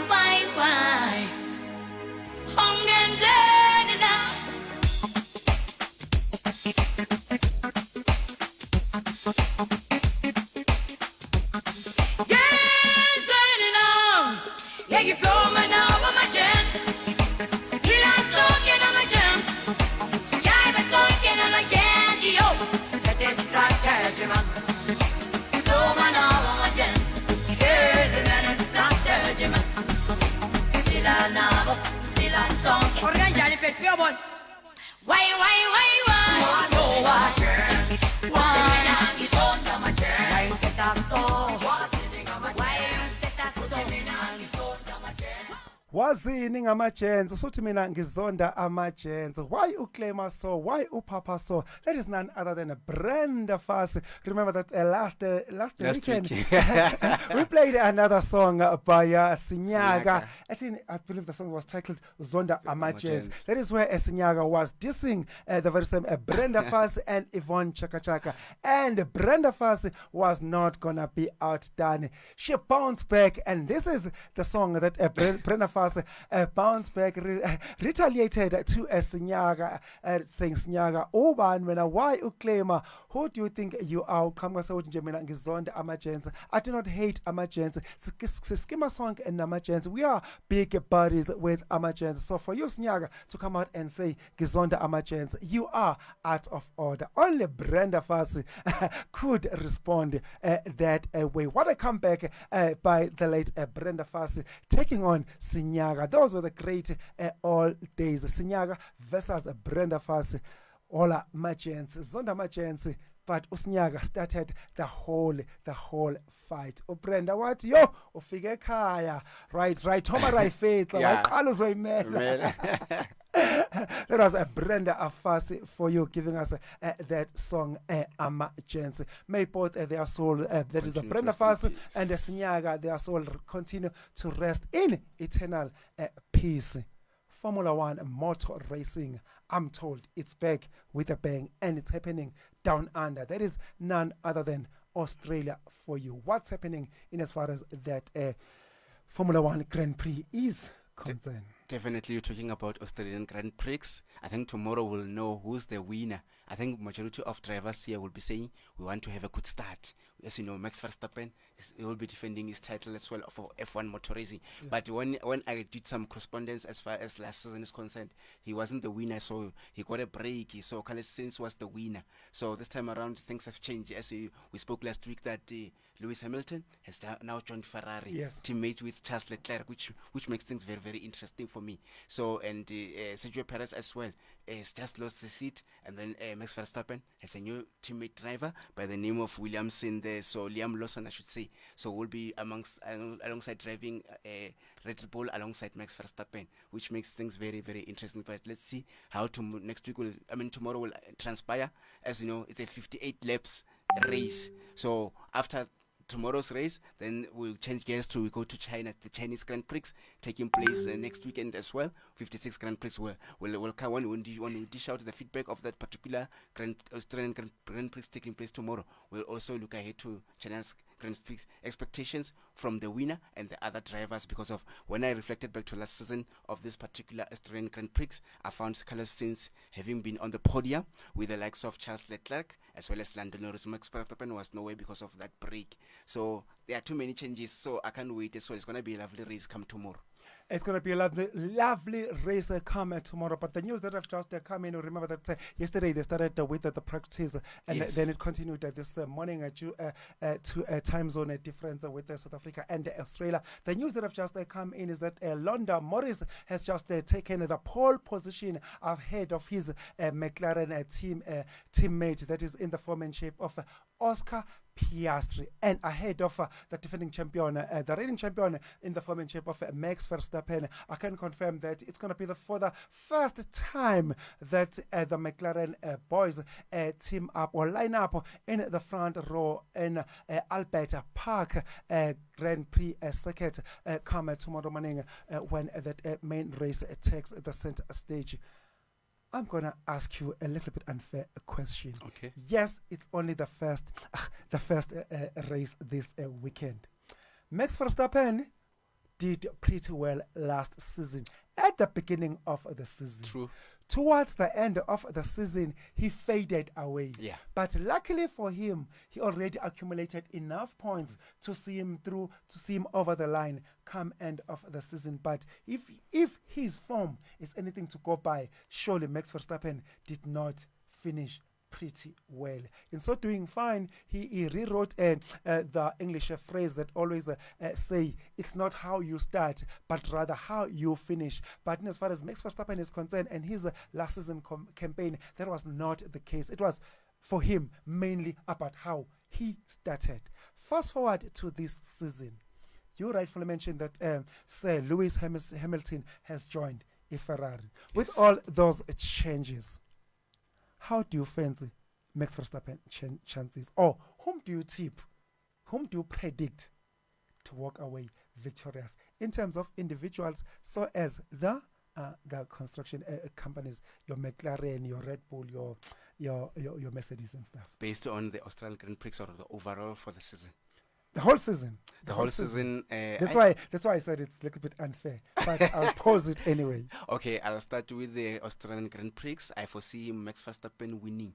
So overall as well, I foresee. So the pole position, Lando Norris, Oscar Piastri, you take it for granted? I'm taking it for granted. I think Max Verstappen will come by tomorrow, pitch up in the Grand Prix, the main one, which is taking place tomorrow. So you spoke about Lewis Hamilton as well. We're talking about a driver here who's got a huge titles, holistically 106 titles, of which Max Verstappen still needs 2 to 3 seasons to cover that record, of which I think is standing on 51 or 52 titles so far, Max Verstappen. But for me, I think he can still win. There's still room for improvement. But as you rightfully said, last season he didn't have a good season, because I remember in one of the races where he got an accident with another driver. So who's that? Max Verstappen. Yes. With a certain driver. He gave excuses. He sounded like a sore loser. He also fought with drivers as well. So that's why it ended up not doing well. Although at some point when he was on the podium for the third title, as you know, if I can just educate the listeners that when you won the race, you are accumulated 25 points. Then the runners-up, number 2 on the podium, 18 points, and number 3, 15 points. So that's why at some point he grabbed those 15 points, 8 points, because of he did well in the first 9 to 10 races, winning. But as the races progress, because they usually play until 23rd races, he couldn't do well. So I was questioning that. So, but I still think he's going to do well this current season. The only player or driver that can stand beyond him will be Lewis Hamilton, because of those 106 titles accumulated. So tomorrow's Australian Grand Prix, you give it to Max Verstappen, yes. End of the season, the overall winner, you give it to Max Verstappen once again. So I think and he's then got a point to prove. construction vehicles, the vehicles. The vehicles, I think I'll go with Ferrari once again. If you say you give it to Max Verstappen, come tomorrow. Let's talk about tomorrow, because that's the one I want to take you on. I believe it's best that we take a bet. We take a bet. I said Max Verstappen's not going to make it come tomorrow. Reason being? No, considering his form, I mean, look at how we finished this last season. True. Looking at right now, Lando Norris, McLaren took the pole position. Sure, the pole position will count in his favor. That is Lando Norris. In his favor, Nyana. Yes, but they're still going to overtake him. But everything can still happen. But look at Max Verstappen, that how we ended last season. Yeah. He still failed to get the pole position. So it looks like he's continuing with his not good enough form. Yeah, judging from how. But you know, a game of sports sometimes is very surprising. It's full of surprises. So let's take a bet. I say anyone else, not Max Verstappen. I go with Max Verstappen. My president doesn't change. There you have it, South Africa. The bet stands. I say anyone else, not Max Verstappen, as far as Australian Grand Prix is concerned, which is the first Grand Prix for the season. And my co-pilot in the foremanship of Modiba Peter, he tips Max Verstappen to walk away victorious come tomorrow morning, South African time, obviously, considering the time zone between South Africa and Australia. So we'll be watching that space with a keen interest. I can't wait to see the frustration on your face when So next week we'll dish them their feedback, and let's see how they'll pan up. I'll come up with a list of winners, and the number of points that the other cars, your McLaren, as well as the Red Bull have performed. Ferrari and stuff. Ferrari, yes, all of them. Okay, so we'll be watching that space with a keen interest. Come tomorrow morning, we'll be watching that who will walk away victorious. Will it be Max Verstappen or anyone else as the bet stands here in the studio? Max Verstappen, Motiba Peter, rather rooting for Max Verstappen, and I root for anyone else, not Max Verstappen. Still with the Formula One motor racing, the news that are coming out of South Africa is that this week South Africa, they've tendered their application, their intention of hosting the Formula One Grand Prix. That was after 32 years. That was the last time the Grand Prix was hosted here in South Africa. That was way back in 1993, and it was won by the 4 times world champion in the foremanship of Alain Prost. He's the one that won it all the way back in 1993. I believe that makes it 32 years. And South Africa, they have now put the application official, and I can tell you that it is supported by none other than the Honorable Minister of Arts, Sports and Culture of South Africa. That is none other than Gayton Mackenzie. So let's hope that application will be successful, and we might get to see Formula One Grand Prix coming back to South Africa. We know Kyalami is available, and that 1993 race was held here in Kyalami, but we heard that Nasrec might also be considered to be the new home for the Formula One motor racing, should South Africa succeed in that application. And Cape Town, they didn't want to be left behind. They have put their hand up and said they will also want to host it. So it is going to be a competition between Kyalami, Nasrec and Cape Town, but who cares as long as it is on South African soil. That will be a big boost indeed for the economy and putting South Africa on the map once again in as far as the sporting world is concerned. Indeed, so it will be lovely. I think we once had some visitors in Cape Town where F1 motor racing came in for just a visit before the start of the event, and it was so successful. So I wish the case, but I hopefully I'm not expecting those empty promises that they've been saying in football, where they spoke about VAR coming to South Africa, but it's still been 3 years. And the same Gayton Mackenzie, Minister of Sports, Arts and Culture, also intervened, but they said the same story. So hopefully it's not those false high hopes. Let's hope it will not be false high hopes yet again. Let's quickly go for a breather. When we return, we'll be talking football and stuff. Oh, it is none other than Banderas going in circles. Not that one. Let's go at this time. This is your life after all. Who cares? Live it the way you want it. It's Banderas giving us the song titles. This is your life. Put yourself first. It is your life after all. Banderas, take us away. This is your life.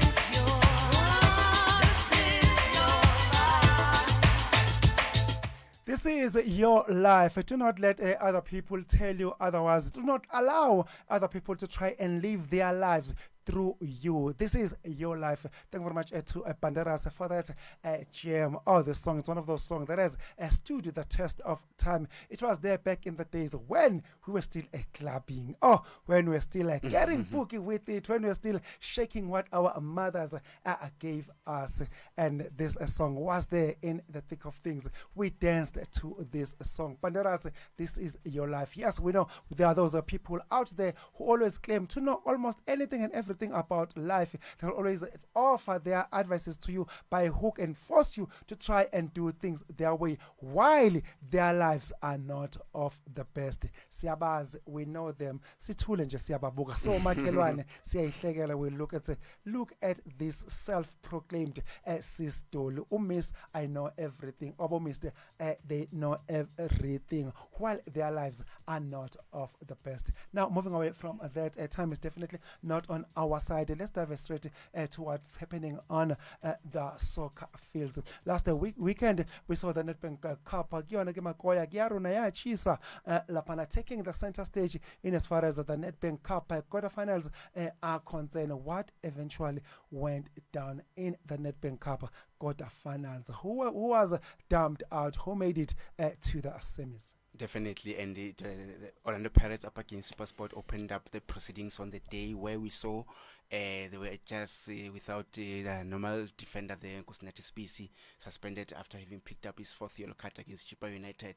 And in that game, yes, that took place at Old Peter Mokaba as SuperSport United home match, we saw the young Mbekezeli Mpogazi there scoring a crack of a goal from a corner kick, as they try to clear SuperSport, and then also Transuka Manja leveling the score against his former team Orlando Pirates, and then before the stroke of halftime, Evidence Mahupa scoring the second goal, and then as the referees at the time, we saw a player called Hape Moralo equalizing with a brilliant goal, so they took the game to extra time.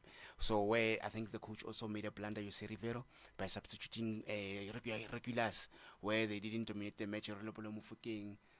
It's although Patrick Masongan came in as a sub and then changed the situation, but the game went on to penalties where we saw in the sudden death Sipo Chain saved Christian Saile's penalty, and then Goodman Musale managed to score the winner as they won that particular match on penalties 5-2 following a 2-2 draw in regular time.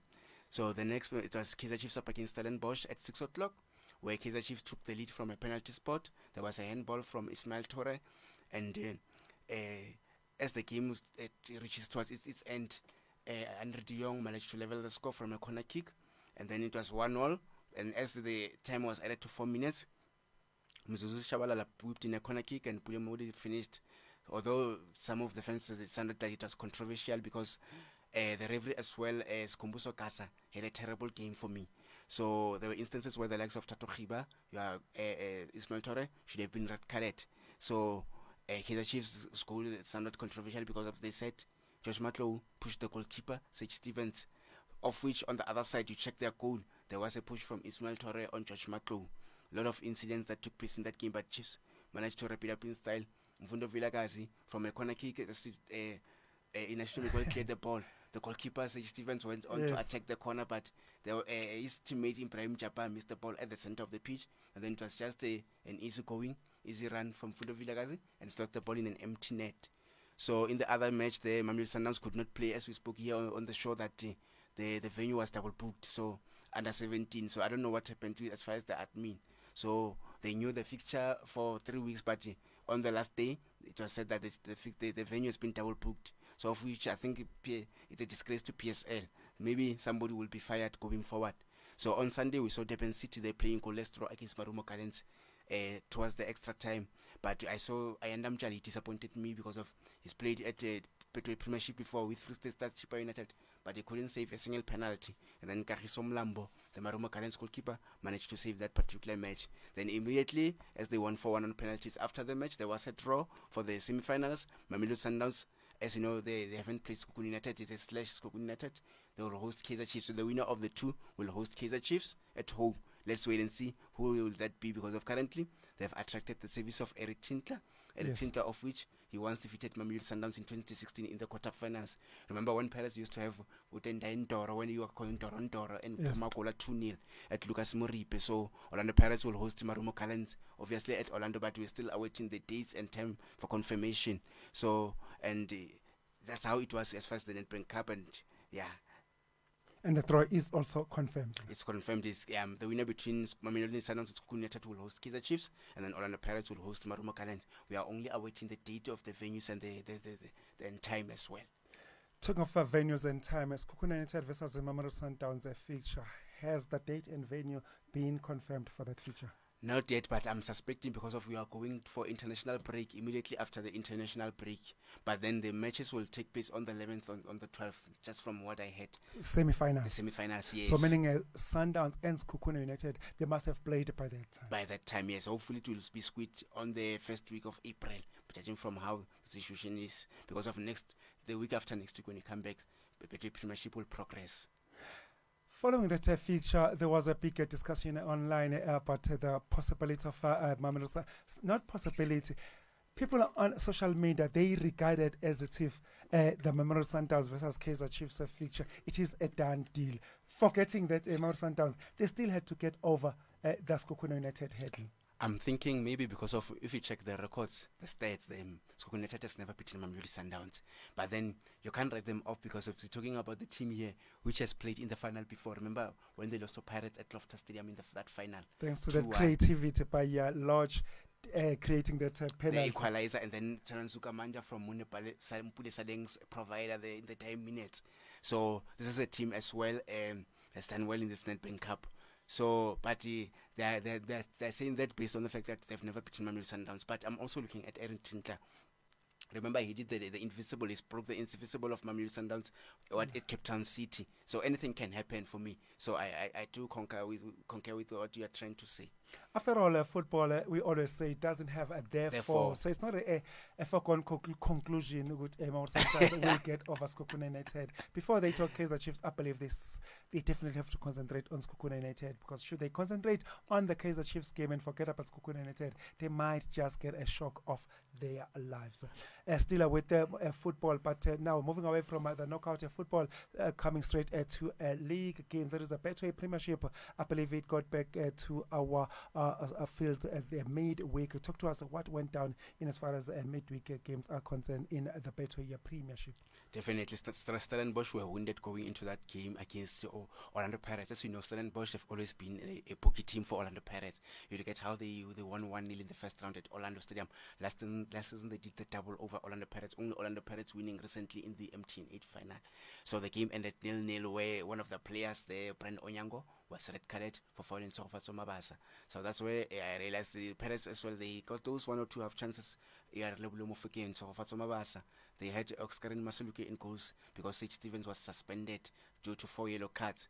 Masuluke also did well, so keeping his second clean sheet following Stellenbosch's win against Marumo Gallants 1-0. So in that game, after there was a red card at halftime, Steve Barker reshuffled things. He decided to play all on the block, and that low block, when I looked at that game, frustrated Orlando Pirates because they tried everything, but Stellenbosch at the back, your Tobo Malisane, your Kaninyanya, they managed to do well. Sitlendulu was the man of the match in that game. They defended so well.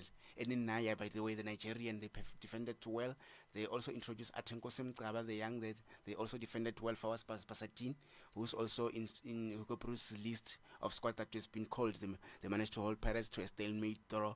And then Mamelodi Sundowns were in action against Amazulu, where they won 2-0. Arthur Sales, as well as Peter Shalulile, who scored the opener. They did well and collect the 2 points, the 3 points. And then TS Galaxy continue with the run of form as they hosted Supersport, and they managed to win that game 3-1, where the likes of Zamovic continue with this run of form. Sibanyoni as well as Kigentoli. Kigentoli recently has been scoring lately. And then Supersport United, it was Hugo Bobby, who's also in Hugo Bruce's list as well, who scored the consolation goal, Elok Bigekai. And then we saw Makesi FC hosted Richards Bay. Then Dilano Abraham scored the only goal of the match, where at least they're trying to move away from the basement because of now games are getting thicker, thin and fast. So on Wednesday, Kaizer Chiefs played to a goalless draw with Cape Town City. In this game, there's a game of missed chances where Kaizer Chiefs should have won that game, looking from how Shabalala missed the sitter 1-on-1 with the keeper. Pulemodi, everyone, they tried their best, but Darren Kitt as well came to the party. Edmondson Dove was awarded man of the match. So, Kaizer Chiefs, you need to win matches because of golden arrows are breathing you behind your neck. Failure to collect points, Mangoba Mngqithi will try and capitalize on those games on hand and make sure, because of currently he's trailing Kaizer Chiefs by 5 points with 3 games in hand, and make sure that he enters into the top 8. So maybe we might see another deja vu of Kaizer Chiefs not qualifying for top 8, of which Nasreddine Ndabi was so displeased with the players that when you get chances, you need to be clinical in front of goals. So, and also Polokwane City, they continue to struggle lately, as Mangoba Mngqithi got his first victory in charge because of last weekend. He drew 1-1 with Mamelodi Sundowns. This time around, Knox Mutiza, l6g managed to score the only goal of the match. So I'm surprised because these players were not playing when the likes of Mabuti Kanyeza were there. So I don't know what was the problem. And then Marumo Gallants, politics of the club. Marumo Gallants lost 2-1 to Skokuni United. Eric Tinkler starting well with the victory. Lindam Tambo on Chibuga Oizi scoring the 2 goals, with Marumo Gallants Junior Dion scoring the only goal for Batlabani Bantwa. So this is how things are. And yesterday there was a game between TS Galaxy up against Amazulu, and TS Galaxy at the King Solitini Stadium managed to steal another victory, which means Athazwane lost to Sundowns on Tuesday, then TS Galaxy yesterday 2-1 there. El Mokambini scoring the goal for Usutu, and then Samovic once again, as well as Kamokharo Sibelebele scored a crack of a goal in that game to score the 2 goals for TS Galaxy. And in terms of the points, the Sundowns are still top with 58 points, followed by Orlando Pirates with 40. We spoke about it at the opening of the show. School United number 3, 34 points. Stellenbosch number 4 with 32 points, and TS Galaxy number 5 with 32 points. I'll only stick with the top 8. Polokwane City at number 6 with 31 points. You can see that they've tremendously dropped because of those poor results. Amazulu at number 7 with 30 points, and then also Kaizer Chiefs at number 8 with 29 points.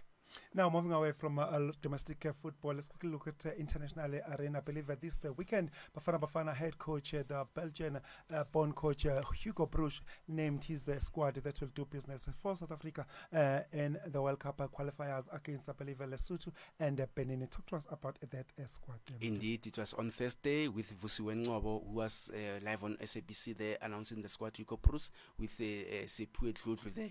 So it was Ronan Williams, the goalkeeper, Ricardo Kos, and Sipo Chaine. So I did try to question why Ricardo Kos, because Steve Stevens is doing well at Stellenbosch, yes. And Ricardo Kos just came recently. I think it's his 4th or 5th game now.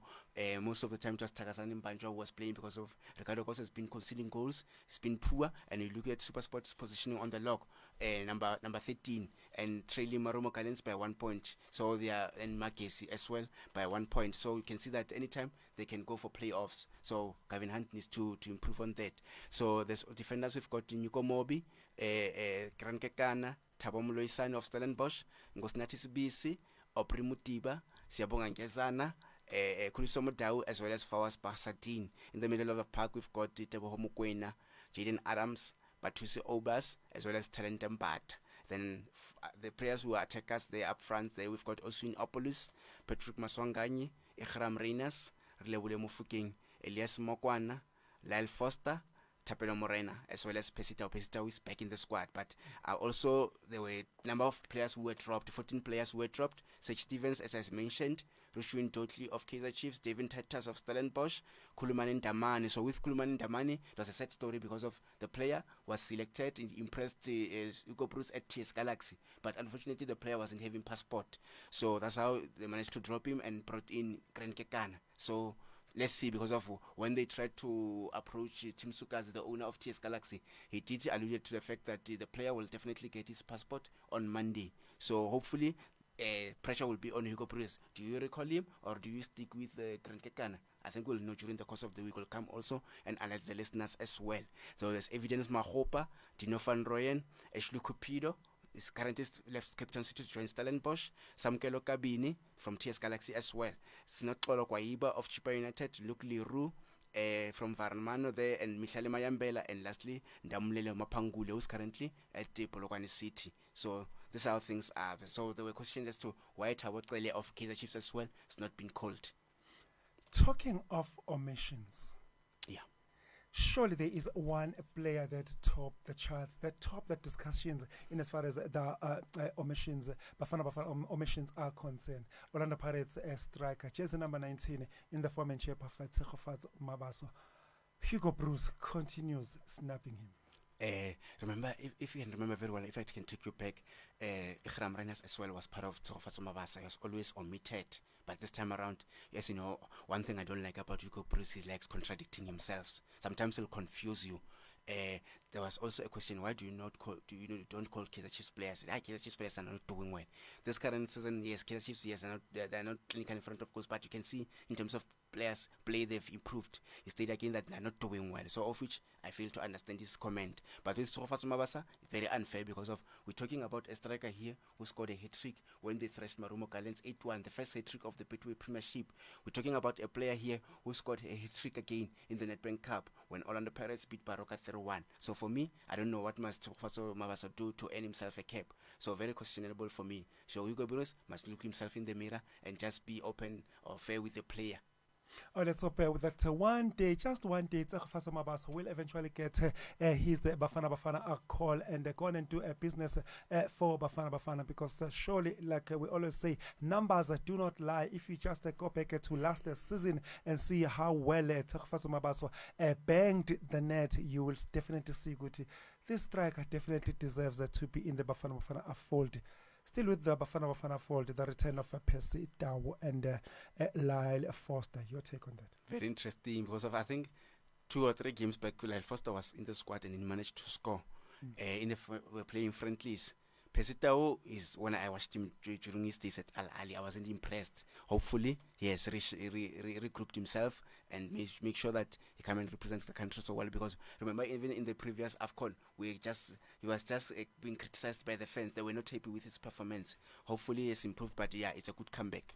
A good comeback indeed, in as far as Percy Tau is concerned, and Lyle Foster in the Bafana Bafana fold. Still with the international football, let's fly straight to England and see how things are happening this weekend in as far as the English Premier League is concerned. Indeed, and this match is taking place this afternoon. Everton will host West Ham United at 3 o'clock. So is Ipswich Town up against Nottingham Forest, and then the Man City and will host Brighton of Albion at 3 o'clock as well.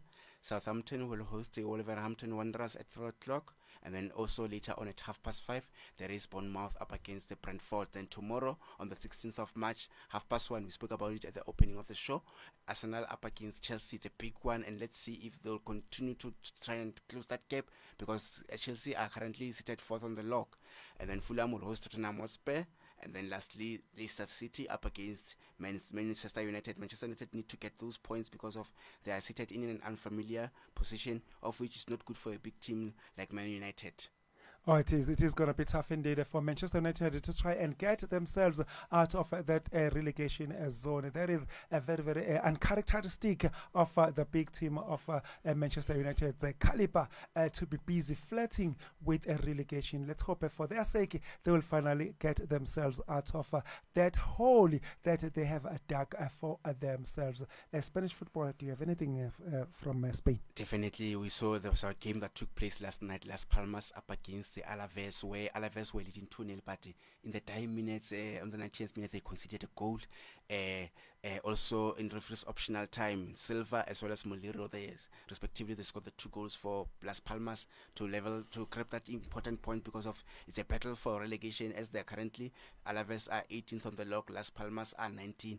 Alaves on 27 points and Las Palmas on 25 points. And at the top of the log is Barcelona with 57 points, level with Real Madrid, as well as Atletico Madrid on 56 points. You can see that the top 3 looks very, very interesting. Anyone can win the league at any time. So in terms of the fixtures that are taking place today, 1 o'clock, Real Valladolid up against Celta Vigo, Real Mallorca at 3 o'clock up against Espanyol, and then Villarreal up against Real Madrid at 5:30, and later on tonight at 8 o'clock is Girona up against Valencia. Tomorrow, Leganés will host the Real Betis at 1 o'clock, Sevilla up against Athletic Bilbao at 3:15, and then later on at 5:30 tomorrow, Rayo Vallecano up against Real Sociedad, and lastly Atletico Madrid up against Barcelona at 8 o'clock. It's an interesting game because of it's the top of the clash battle when I looked at this fixture. Oh, yes, it is interesting indeed. Now, moving away from Spanish football and dive straight to Italian football, we get to see that last night in Italy, there is a Serie A. We see that Genoa, they hosted Lecce and got the better of them when they beat them 2-1 at home. And then this afternoon at 10 to 4, the Italian football continues. There is a Serie A for you. We get to see Udinese, they host Verona, while Parma on the road to Monza. The boys are from San Siro, that is the AC Milan, they play host to Como, while Empoli are on the road to Torino. And then come tomorrow, the second place, the Napoli, they're on the road to Venezia, while Lazio, they also visit Bologna. And then we get to see that Roma, they play host to Cagliari, while for Fiorentina, they play host to the old lady, that is Juventus. And then the defending champions, there is Inter Milan, they're on the road to Atalanta. That's how things stand in as far as Italian football is concerned. While in Europe, let's look at how things stand in as far as UEFA Champions League quarterfinals draw is concerned. That is the first leg. Come the 8th of April, we'll get to see Arsenal. They take on, it's a tough one indeed. They take on the defending champions in the form and shape of Los Blancos, the mighty whites. That is Real Madrid. Wow. Arsenal, it is going to be tough indeed for Arsenal to get past the quarterfinals as a stage, because if they want to do that, they'll have to beat the defending champions in the form and shape of Real Madrid. That is a very, very tough assignment indeed. And then the German giants, Bayern Munich, they welcome the local interlock horns with the Italian reigning champions in the form and shape of Inter Milan. And then on the 9th of April, that will be a Wednesday, we'll get to see PSG. They'll host the English outfit in the form and shape of Aston Villa. Talking of Aston Villa, we have seen the former Manchester United striker Marcus Rashford has resuscitated his career at the Villa Park. He's now turning up for Aston Villa. And then the last one, we'll get to see the Spanish giants, reigning champions in the form and shape of Barcelona. They will interlock horns with the German franchise in the form and shape of Borussia Dortmund. That's how things stand in as far as the European Champions League is concerned. Before we sign up, I don't know if you've got anything regarding South African Motsepe Foundation Championship. Definitely, there were two matches that took place yesterday, and Highbury playing Golestro with Pretoria Callis, and then Baroka FC going down 2-0 to Cape Town Spurs, and Smedendorp trying to avoid the survival there. So today, fixtures are as follows. Castle Stars will host Milford FC. Remember, Milford FC, they've just cooperated with their coach Kongi there, and then Klanti Popoma takes over, and because they are not getting results, whereas they were top of the log at the start of the season. And then Hungry Lions will host Black Leopards. Kruger United up against Upington City that is coached by Brendan Truter. And then the Roma United number 1 versus number 16. The Roma United are 16th on the log. Durban City are number 1, so they are traveling to the Roma United there to face them. The Venda Football Academy up against JDR Stars. And then tomorrow there's for University of Pretoria up against Orbit College. Currently, Durban City under the leadership of Simo Tlatla, they're doing well, 41 points. If I look into the top 5, JDR Stars on 36 points. Orbit College on 35 points, Kruger United on 33 points, and Castle Stars on 32 points. You can see that Durban City, they really have a chance to get a straight promotion. But let's see, because of anything can happen with the last 8 to 9 matches that are left. Talking of Motsepe Foundation promotion and Durban City standing a good chance of earning the promotion, what does this remind me? It reminds me of the news that I heard from my sources. I will not disclose my sources regarding PSL promotion, relegation, Motsepe Foundation promotion, and stuff. The news that broke out yesterday, they're not official news. We are just getting it from our sources. Okay. So it's not yet confirmed. What brings this news is the embarrassment, the scandal that Premier Soccer League finds themselves because of the Real AM saga. Yes. The news that are coming out of the PSL offices is that PSL, they are now planning not to relegate any team this season because of the scandal that they find themselves thanks to Real AM drama. So in as far as the PSL is concerned, they are planning not to relegate any team, but still promote 2 teams from Motsepe Foundation Championship. What does that mean? That simply means that come next season, we might find ourselves having how many? 18 teams in the PSL. So if those rumors are anything to go by, that's what we should brace ourselves for, an 18 league team come next season. So which means we're going back to the days of early 90s, late 90s. Remember, this was cut off in 2002 where Ria Stars and Dynamos were excused. So this time around, it seems like it's back to that. AMS really messed up this Betway Premiership. Oh yes, so we had that PSL, they're gonna try and opt for the force majeure.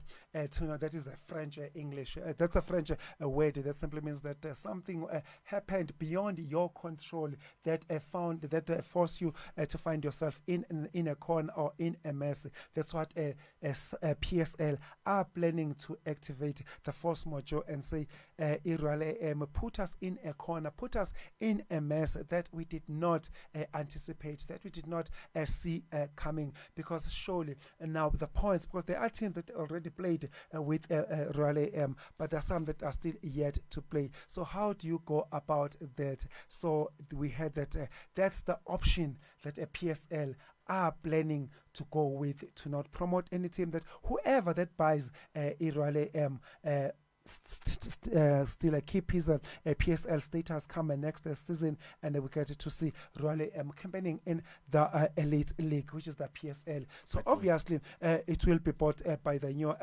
consortium, and I believe the closing date for the bidders was yesterday. Yes. And I believe for one to qualify to bid to buy Royal AM, you needed to put the minimum, the deposit of 1 million rands. The big question is, Modiba, did you meet the deadline? Did you submit your personal application and submitted and paid your 1 million bid? For now, no, but I'm anticipating Bloemfontein Celtic to do that, because the fans from that side, Bloemfontein, they are hungry for their own team. Yes, Marumo Gallants is there, but they prefer Bloemfontein Celtics well as Marcel.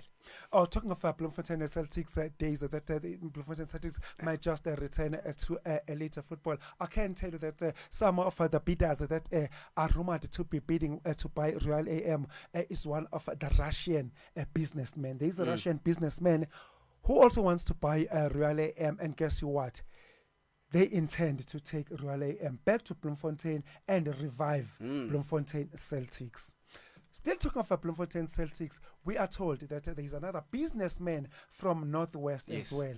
And we are told that they've put a 21 million bid to buy Royal AM and also take Royal AM back to Bloemfontein and revive Bloemfontein Celtics. So by the look of things, it looks like everyone who's intending to buy Royal AM, they've got one thing in common of taking Royal AM back to Bloemfontein, revive Bloemfontein Celtics. So it looks like one or another, come next season, we might just have Bloemfontein Celtics.